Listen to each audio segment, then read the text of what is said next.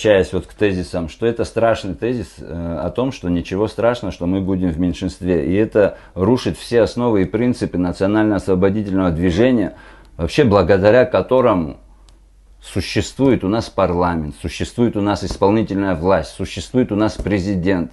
Это благодаря национально-освободительному движению.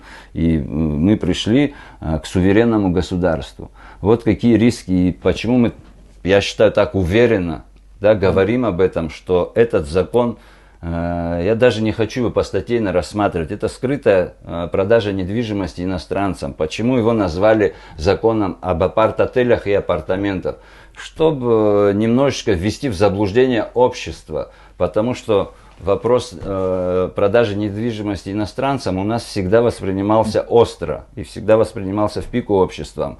Поэтому апартаменты, не все в обществе понимали, что это такое, с чем его едят. И поэтому приклеили к апарт-отелям. А апарт-отель, в принципе, это та же самая гостиница, просто с кухонным блоком.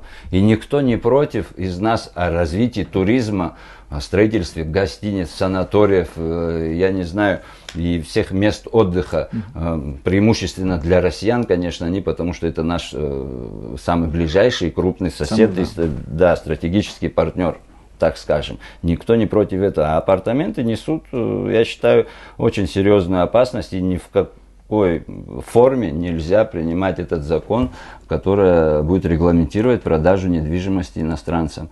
Который, я вам даже смоделирую ситуацию, к чему это приведет.